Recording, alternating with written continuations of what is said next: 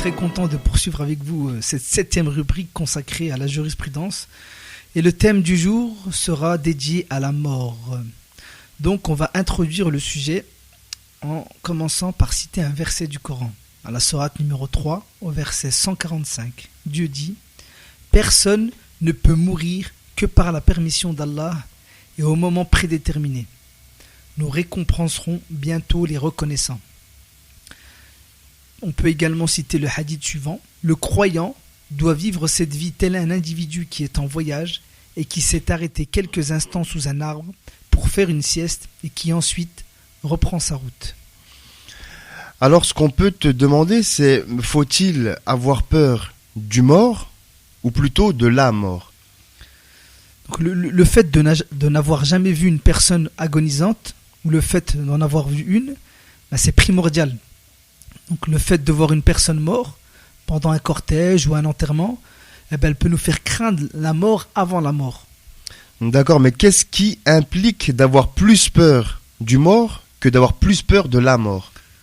Cela signifie qu'on a plus peur de celui qui avait été comme nous, quelqu'un qui mangeait, qui riait, qui vivait, c'est-à-dire quelqu'un comme nous. C'est-à-dire on va s'identifier à cette personne-là. D'accord, alors pourquoi le mort pourquoi le mort est-il plus important que la mort?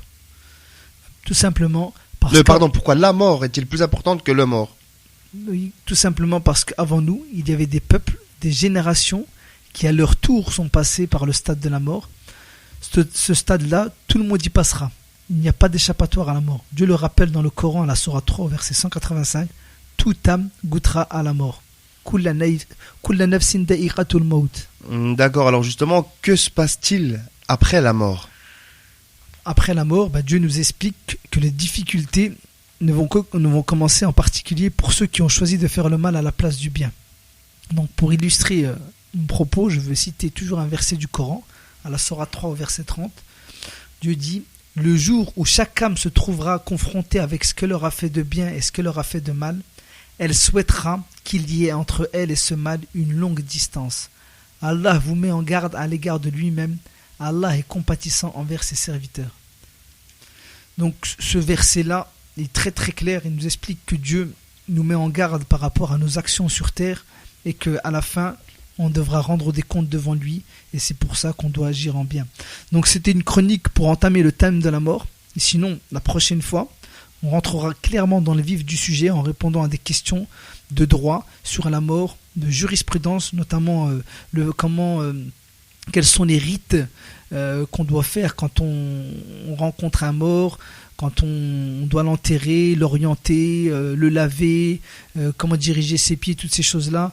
Tout ça, on va l'expliquer en détail, concrètement, pour avoir quelques notions sur la jurisprudence concernant la personne agonisante. Et je vais terminer tout simplement en rappelant un hadith du Saint-Prophète sur la grâce et la paix qui disait « Il n'y a pas une âme qui se sépare d'un corps sans l'accord du Créateur ». Donc ça en était tout pour cette rubrique, cette chronique consacrée aujourd'hui à la mort. Je vous rappelle tout simplement deux choses.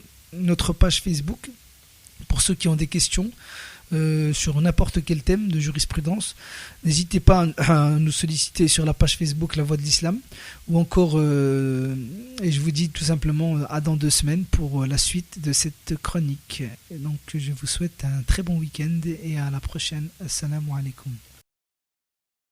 اللهم إني أسألك وأتوجه إليك بنبيك نبي الرحمة محمد صلى الله عليه وآله